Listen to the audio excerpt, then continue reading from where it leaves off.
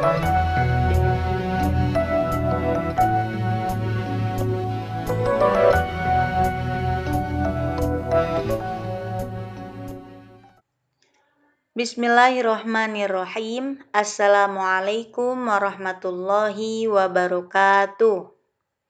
Baik anak-anak, video pembelajaran kali ini adalah lanjutan dari video sebelumnya. Masih ingat dengan video yang satu ini?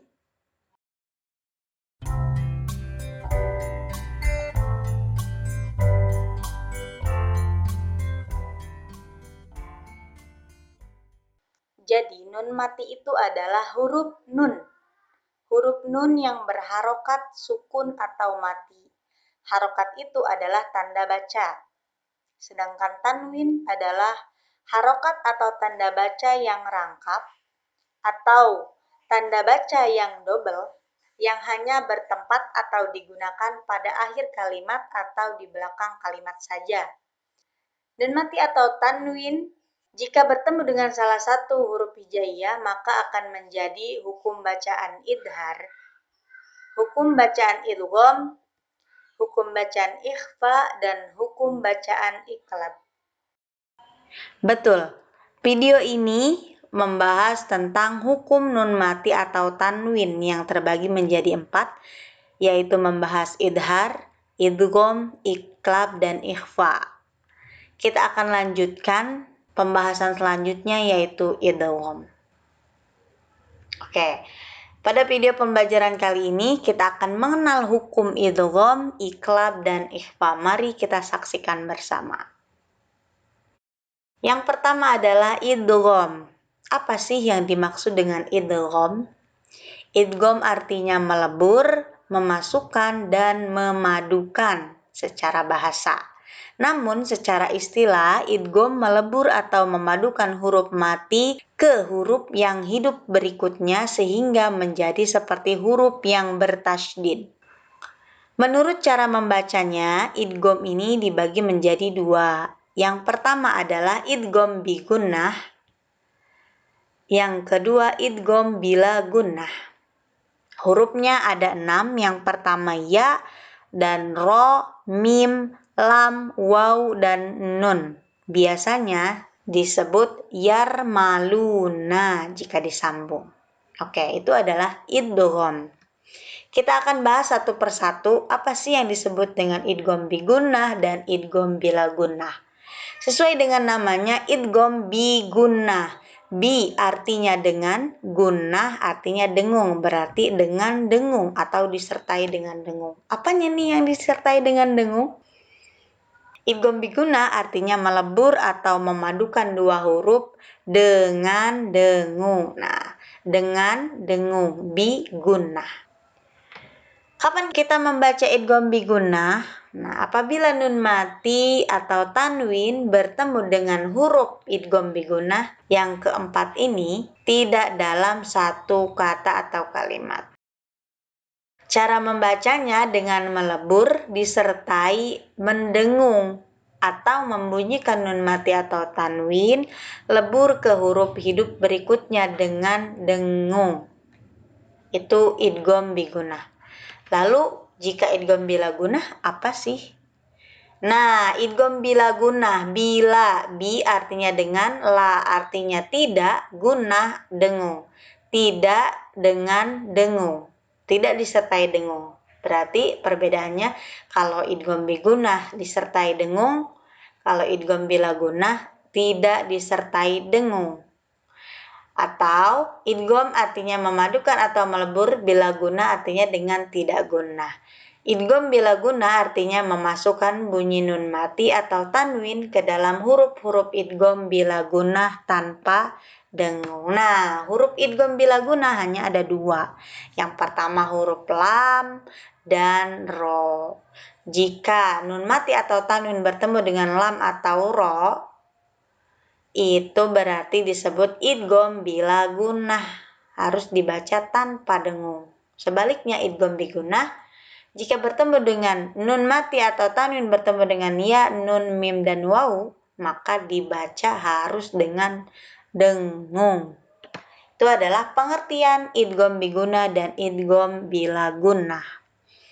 Oke anak-anak, selanjutnya di sini sudah ada pembagian dan contoh-contoh.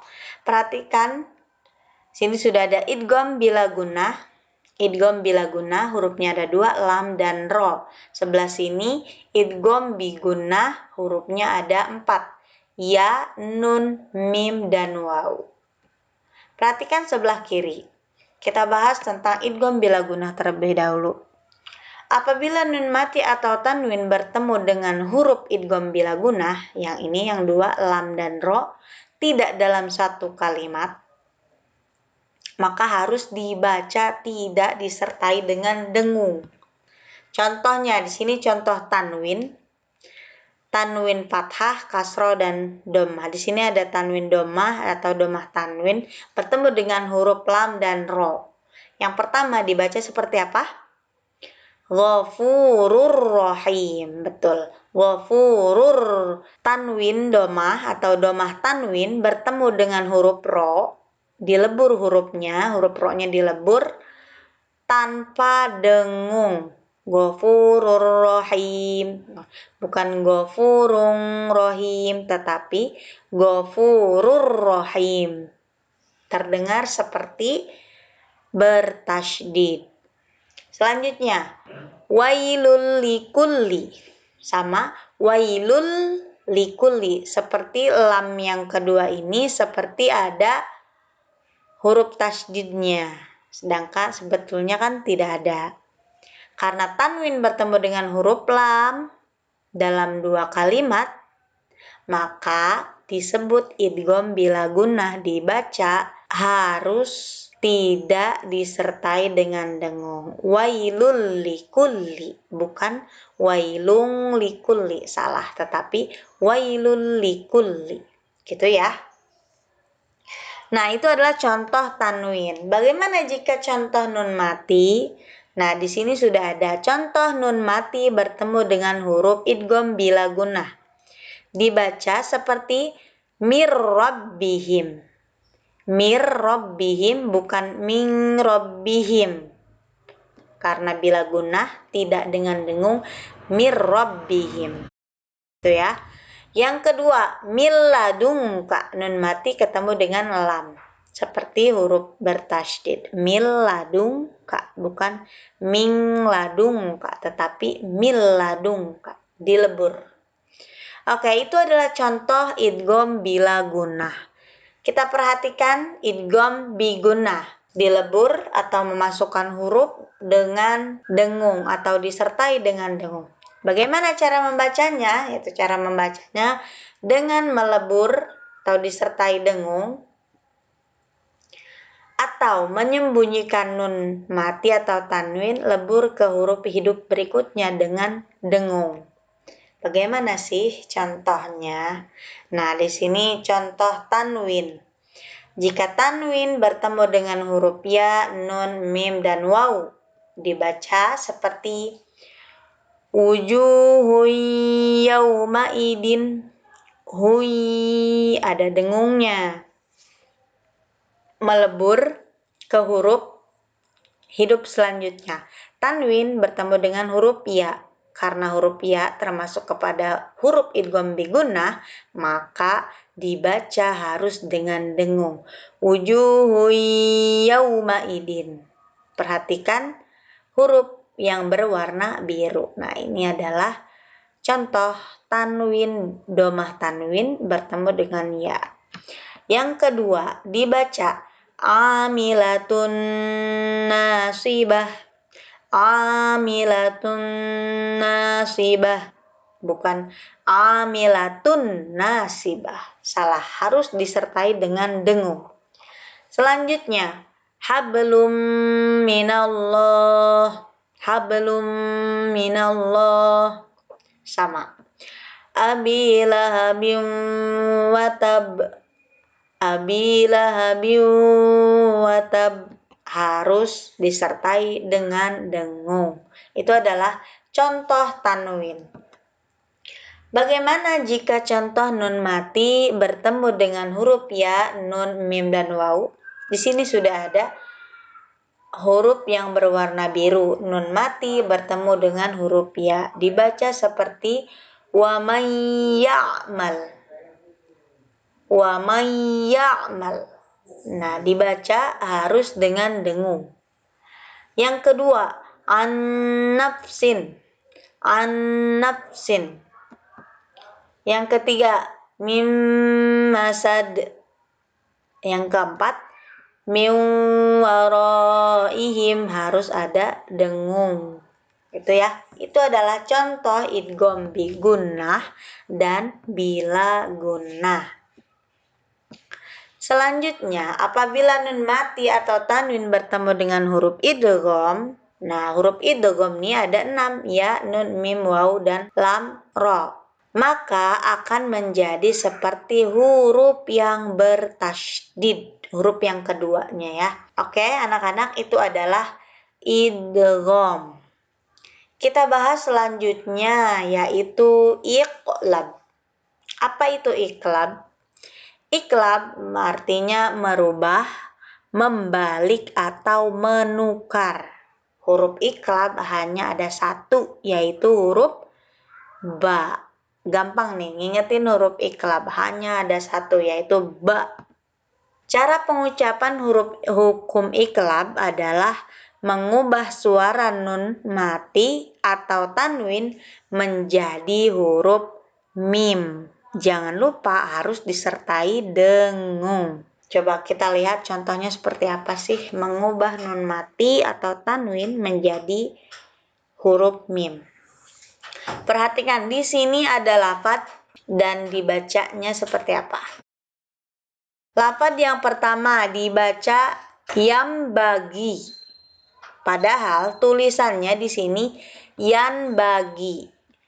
Karena anjuran di sini nun matinya harus menjadi mim, jadi dibaca yam bagi, bukan yan bagi. Karena nun mati ketemu huruf iqlab, yaitu ba. Dibaca yam bagi. Yang kedua, dilihat, dibaca layum badanna. Layum badanna. Nun matinya diganti huruf mim saat bertemu dengan huruf ba. Layum badanna.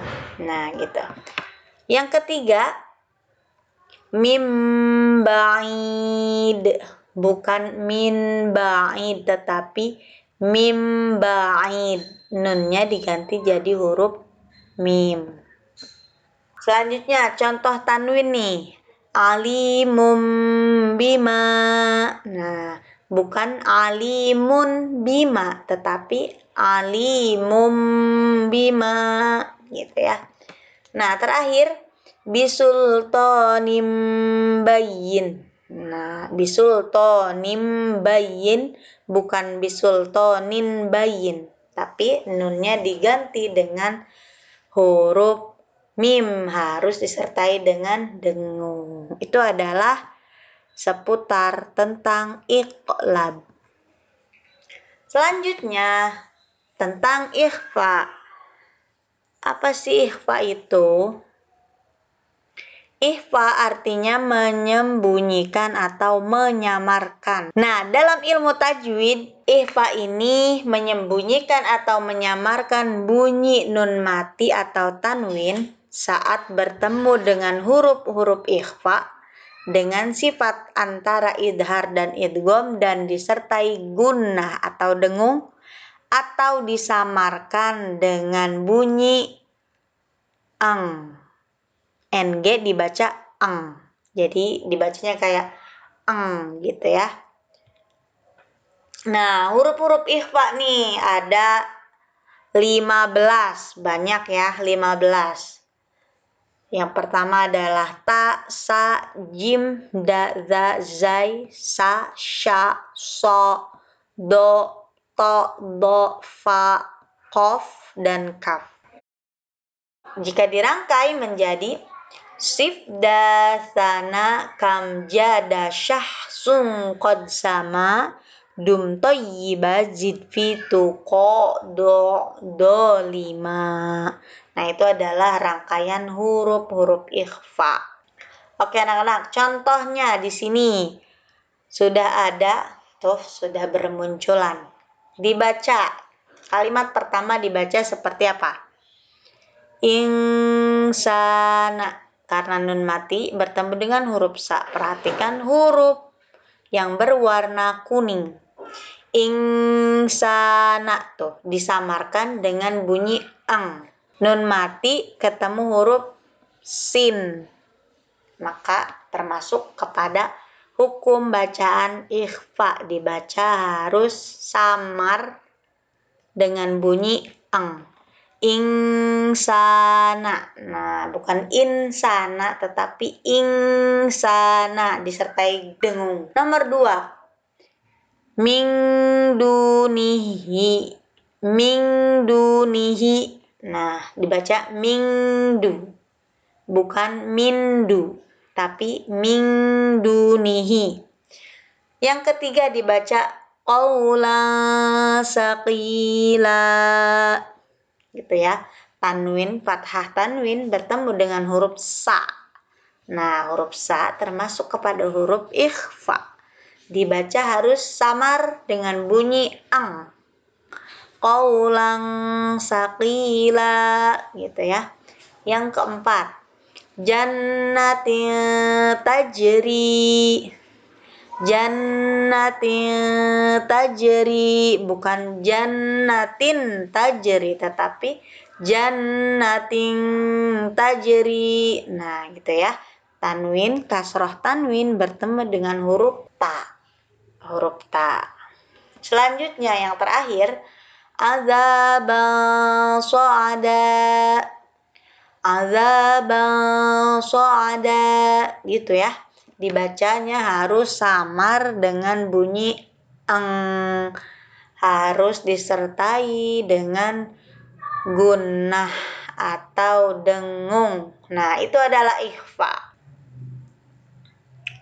Pembelajarannya sudah selesai.